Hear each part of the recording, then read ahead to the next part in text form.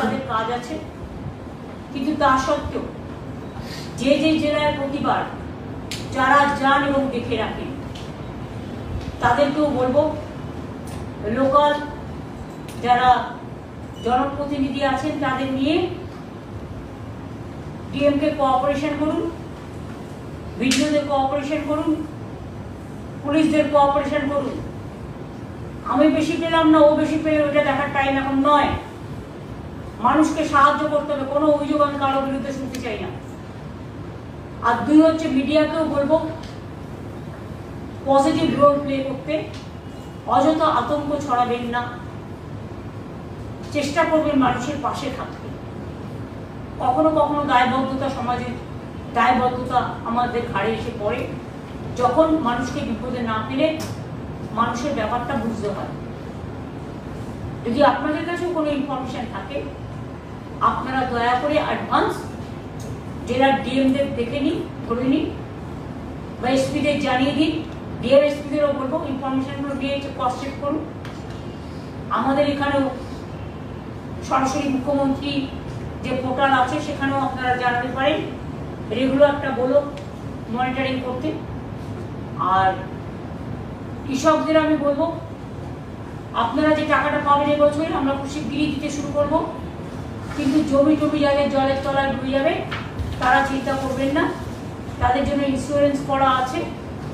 সরকার আপনাদের ইন্স্যুরেন্সের টাকাটা টোটালটাই সরকার দেয়, এবং প্রতি বছরই এর জন্য আমাদের হাজার হাজার কোটি টাকা খরচা হয়।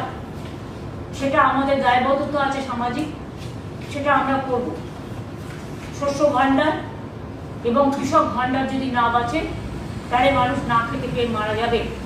কারণ বাংলা হচ্ছে ধর্মধান্যে পুষ্পে ভরা আমাদের এই বসুন্ধরা, শস্য সাফলা বাংলা। একদিকে যেমন বর্ষায় জল জমে ক্ষতি হয়, অন্যদিকে এই জন্য কিন্তু কৃষকরা লাভও পায়। তার কারণ হচ্ছে এই জন্য ধান্য উৎপাদনে আমরা এবছর প্রথম হয়েছি ইন্ডিয়াতে। এই কৃতিত্ব কৃষকদের, এই গৌরব কৃষকদের। আপনারা ভালো থাকুন, আপনাদের পাশে সবসময় সরকার আছে। এছাড়াও আমরা সেন্ট্রাল গভর্নমেন্ট বন্ধ করে দিলেও আমরা বাংলার বাড়ির টাকা 12 লক্ষ অলরেডি দিয়ে দিয়েছি, আর 16 লক্ষ পেয়ে যাবেন। একটা ফেজ এখন দেওয়া হচ্ছে, ডিসেম্বরে দেওয়া হচ্ছে, আর একটা ফেজ মে মাসে পেয়ে যাবেন। তাহলে 28 লক্ষ মাটির বাড়ি আমরা করে দিচ্ছি। আগে প্রায় 47 লক্ষর মতো করা হয়েছে। এই 28 লক্ষ পুরো আমাদের টাকা, আগের বাড়িগুলোতেও আমাদের শেয়ার আছে, এবং যেটুকু বাকি থাকবে আগামী দিন ফেজ ওয়াইজে আমরা করে দেবো সবটাই। কিন্তু মনে রাখবেন, সংখ্যাটা খুব বেশি হওয়ার জন্য চিন্তা করার কোনো কারণ নেই।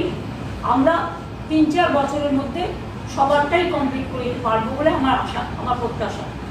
এবছর যদি আমরা 28 লক্ষ দিতে পারি, তাহলে নেক্সট ইয়ারে আমরা নিশ্চয়ই আরও কয়েক লক্ষ যাদেরটা করে থাকবে তাদেরও আমরা করব। চিন্তা করার কোনো অবকাশ নেই।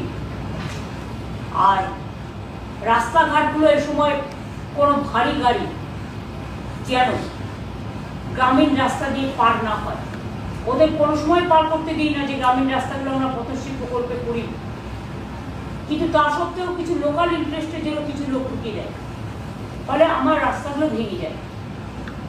সেটাকে কিন্তু টেক কেয়ার করতে হবে, পঞ্চায়েত ডিপার্টমেন্টকে সিরিয়াসলি মনিটরিং করতে হবে।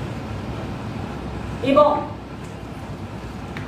যদি কোথাও কোনো অভিযোগ আসে সেটা পঞ্চায়েত ডিপার্টমেন্টকে হ্যান্ডেল করতে হবে, পুলিশকেও হ্যান্ডেল করতে হবে।